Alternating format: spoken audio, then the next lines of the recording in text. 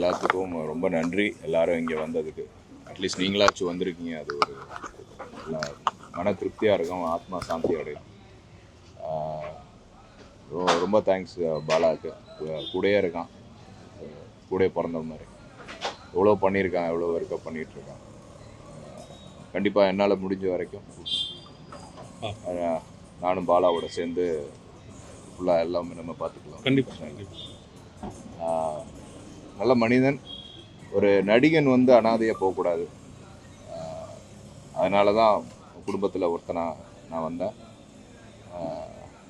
மிச்ச நடிகர்கள் சார்பாகவும் ஸோ அவனுக்கு என்னோட இரங்கலை தெரிவிச்சுக்கிறேன். கிட்டத்தட்ட 20-25 வருஷமாக திரைத்துறையில் இருக்கவர். பல படங்களில் துணை நடிகராகவும் நடிச்சிருக்காரு, டப்பிங் ஆர்டிஸ்டாகவும் ஒர்க் பண்ணியிருக்காரு.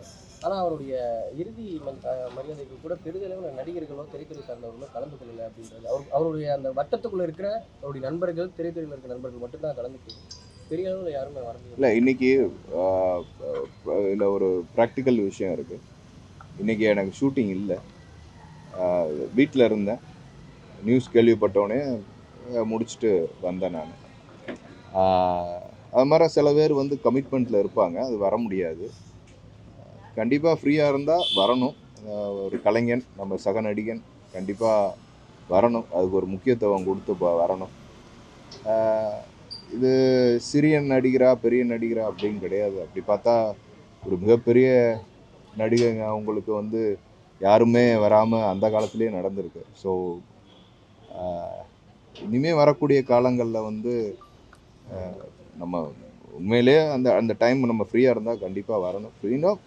ஃப்ரீன்னு சொல்லக்கூடாது. இது இந்த நிகழ்ச்சிக்கு இந்த இதுக்கு வரலைன்னா அப்புறம் வேறு எதுக்கு வர்றது? கல்யாணத்துக்கு கூட போகாமல் இருந்துடலாம், இறப்புக்கு வராமல் இருக்கக்கூடாது. என்னோட இது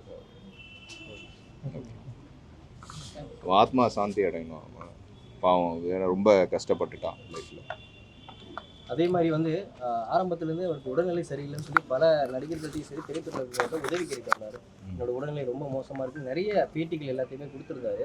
இந்த சங்கங்கள், நடிகர் சங்கங்களோ இல்லை இருக்க சங்கங்களோ இல்லை பெரிய நடிகர்களோ யாராவது அவருடைய உடல்நிலை சரி பண்ணுறதுக்கு கொஞ்சம் பண உதவியோ ஏதாவது பண்ணியிருந்தா கொஞ்சம் நல்லா. இல்லை, ஜென்ரலாக இப்போ ப்ரொடியூசர் கவுன்சிலில் நான் இருந்திருக்கேன், துணைத் தலைவராக இருந்திருக்கேன். அப்போது வந்து இன்சூரன்ஸ் இருக்கிறனால எவ்வளோ பேரை காப்பாற்றிருக்கோம். ப்ரொடியூசர் கவுன்சில் அது மாதிரி நடிகர் சங்கத்திலையும் இன்சூரன்ஸ் எல்லாம் இருக்கு. இவர் எப்படி இன்சூரன்ஸ் போட்டிருந்தாரா வச்சாரா என்னன்னா, அவர் நடிகர் சங்கத்தில் உறுப்பினர் கிடையாது. அதான் எடுத்தோம், நடிகர் சங்கத்தில் உறுப்பினர் கிடையாது. ரெண்டாவது, ஏகப்பட்ட நடிகர்கள் இடையில தனுஷ் சார் வரைக்கும் எல்லாருமே ஹெல்ப் பண்ணியிருக்காங்க. ஆனால் அவர் உடல்நிலையில் அவ்வளோ முன்னேற்றம் அடையலை. அரசு உங்களுக்கே தெரியும், ஏன்னா அந்த வர லிவர் டிரான்ஸ்பிளேஷன், கிட்னி டிரான்ஸ்பிளேஷனுங்கிறது கொஞ்சம் கம்மியாகும். லிவர் டிரான்ஸ்பிளேஷனுங்கிற போது அதோட இதே தெரியும் உங்களுக்கு, சாதாரண விஷயம் கிடையாது, லட்சக்கணக்கில் ஆகும். ஸோ கடவுள் பார்க்கணும். தொடர்ந்து நடிகர்கள் வந்து பெரிதளவில், அதாவது ஒரு 50 வயதுக்கு உள்ளாகிய இறப்பது அப்படின்றது இப்போ சாதாரணமாகிடுச்சு. இப்போ தொடர்ந்து நிறைய வந்து 50 வயசுக்குள்ளே இருக்கவங்க வந்து இறந்துட்டு வராங்க. ஸோ ஒரு கலைஞராக, ஒரு நடிகராக உடல்நலத்தை எப்படி பார்த்துக்கணும் அப்படின்றது நீங்கள்? எல்லாத்தையும் மீறி கடவுள்னு ஒருத்தர் இருக்கார். அது எதையுமே நம்ம தீர்மானிக்க முடியாது. இருந்தாலும் குடிக்கிறது வந்து மிச்சவங்களோட கொஞ்சம் நடிகர்களுக்கு வந்து இயல்பாக ஆப்பர்ச்சுனிட்டிஸ் கொஞ்சம் ஜாஸ்தி. இப்போ அவங்களோட பழக்க வழக்கங்கள், ஃப்ரெண்ட்ஸ் போகிற இடம், நடிப்பு, அந்த ஷூட்டிங்கோட ஸ்ட்ரெஸ், இதிலெல்லாம் குடிக்கும்போது பழக்கம் ஜாஸ்தியாக இருக்கும். ஸோ அது கண்டிப்பாக அவாய்ட் பண்ணணும். முதல்ல மாதிரி எனக்கு தெரிஞ்சு இப்போ என்னோடய ஃப்ரெண்ட் சர்க்கிளில் பார்த்தீங்கன்னா 99% யாரும் குடிக்க மாட்டான். ஆரியாவோ ஷாம், அதாவது இப்போ எப்பயாச்சும் அக்கேஷனாக வேணால் இது பண்ணால் ஆரியாவோ எல்லாமே வந்து ஃபிட்னஸ், இப்போ நல்லா ஃபுல்லாக ஒர்க் அவுட், அந்த மாதிரி ஃபோக்கஸ் ஜாஸ்தியாக இருக்கும். சிகரெட் கூட யாரும் அவ்வளோ அடிக்க மாட்டோம், ட்ரிங்க்ஸும் அடிக்க மாட்டோம். ஸோ அதை நம்ம கொஞ்சம் கண்ட்ரோல் பண்ணிட்டு பண்ணாங்கன்னா, இப்போ ரோபோ இழப்புலாம் ரொம்ப பெரிய இழப்பு.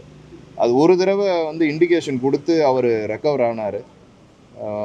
எனக்கு அடுத்த தடவை தெரியலை என்ன நடந்துச்சுன்னு தெரியல. பட் முடிஞ்ச அளவுக்கு நடிகர்கள் எல்லாமே நடிகரின்னு கிடையாது, கொஞ்சம் இந்த தேவையில்லாத இந்த ட்ரக்ஸு, அதுக்கப்புறம் இந்த ட்ரிங்க்ஸ், இந்த மாதிரி விஷயங்களில் கொஞ்சம் வந்து அவாய்ட் பண்ணுறது ரொம்ப நல்லது. ஏன்னா உடம்பு போச்சுன்னா திருப்பி வராது. ஒரே ஒரு விஷயம், அதுதான் நீங்கள் கேட்ட கொஸ்டினுக்கு தென்னிந்திய நடிகர் சங்கம் இதெல்லாம் வந்து யாரும் எதுவும் பண்ணலன்னு சொல்கிறது வந்து என்னென்னா, நீங்கள் இப்போ ஒரு பெரிய நடிகர்களுடைய மரணங்களில் தான் சில பத்திரிகை ஊடகங்கள் கூட வருது. ஆனால் நடிகர் சங்கம் வந்து எவ்வளவோ நாடக கலைஞர்கள் எத்தனையோ மருத்துவ உதவிகள் செய்து காப்பாற்றப்பட்டிருக்காங்க. சமீபத்தில் இந்த ராட்சசன் படத்தில் தம்பி நடிச்சிருந்தார், சின்ன ராட்சசன். அந்த பையனுடைய மனைவியும் குழந்தையும் ஹாஸ்பிட்டலில் இறக்குற தருவாயில் இருந்தாங்க. ஆனால் அதை காப்பாற்றி இன்றைக்கி அந்த தாயும் குழந்தையும் இருக்கிற காரணம் நடிகர் சங்கம் தான். இது வந்து மெம்பராக இல்லாட்டாலும் தென்னிந்திய நடிகர் சங்கம் எல்லா இடத்துலையுமே உதவி பண்ணுறாங்க. சில பெரிய நடிகர்களுக்கு வர்றப்போ நீங்கள் அதை ஒரு கேள்வியாக வைக்கிறீங்க. ஆனால் அது இல்லாத எத்தனையோ கலைஞர்களுடைய வாழ்வாதாரத்தை மாற்றிருக்காங்க. அண்ணன் எல்லாருமே ஹெல்ப் பண்ணி எவ்வளோ நடந்துட்டுருக்கு. ஏன்னா அது ஒரு தப்பான செய்தியாக அடிக்கடி வருது.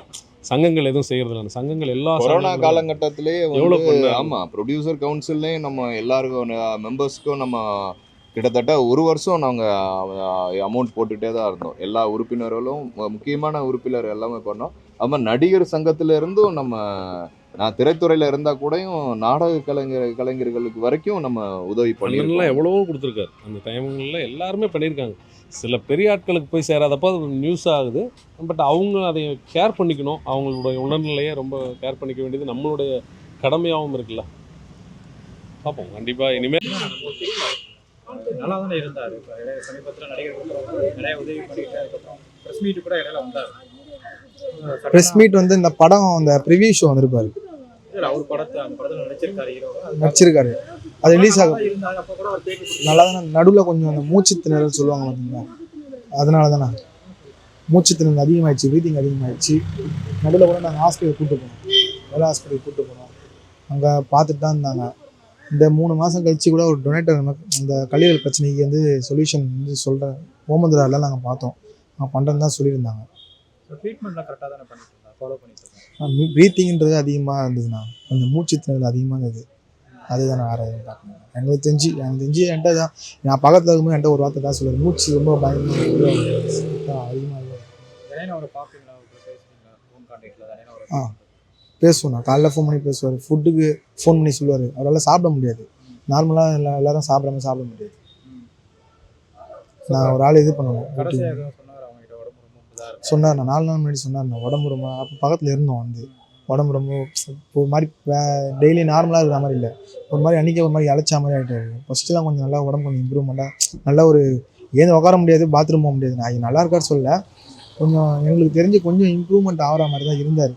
நான் கொஞ்சம் கான்ஃபிடெண்ட்டாக இருந்தார். நான் ஒரு அடுத்த படம் நான் பண்ணுவேன், அடுத்த படம் பண்ணுவேன், சான்ஸ் தான் இருக்குது சொல்லியிருக்காங்க, பாலானன்னு சொல்லியிருக்காருன்னு சொல்லியிருந்தார் என்கிட்ட. இந்த ஒரு இலக்கு வந்து என்னால் அது எப்படி சொல்கிறதுன்னா, என்னால் நம்ப முடியலன்னு நான் சொல்லுவேன். எதுவும் பேசுறதுக்கு எதுவும் முடியல என்னால். ஏன்னா ஒரு எங்கள் வீட்டில் ஒருத்தராக நான் பார்த்தேன், எங்கள் அண்ணன் அப்படின்னு நான் வந்து கூட பண்ண அந்த மாதிரி பல உறவுக்காரங்களாம் கைவிட்ட மாதிரி ஒரு விஷயம் அந்த மாதிரிலாம் இருக்காங்க. அவங்க ஃபாலோ உறவுக்காரங்க கைவிட்டேன்னு சொல்ல முடியாது. நான் 2-3 பேர் இருக்காங்க. ரிலேட்டிவ்ஸ்ன்றது ரொம்ப சப்போர்ட்லாம் இல்லை. அவர் கூட ஆக்டர்ஸ் இந்த தனுஷ் சார், பாலா அண்ணன், அப்புறம் சுற்றி இருக்க ப்ரொடக்ஷன் டீம், டேரக்ஷன் டீம், அவங்களாம் வந்து சப்போர்ட் பண்ணாங்க, எக்ஸ்பென்ஸ் கொடுத்தாங்க. எனக்கு தெரிஞ்சு நான் இந்த 1 இயரில் நான் பார்க்கும்போது யாரும் அவங்க வீட்டுக்கு அவ்வளோவும் வரல. ரிலேட்டிவ் சப்போர்ட்டு அப்படின்றது நான் பார்க்கல. இவங்க தான். அப்புறம் நாங்கள் பிரதர்ஸ் நாங்கள்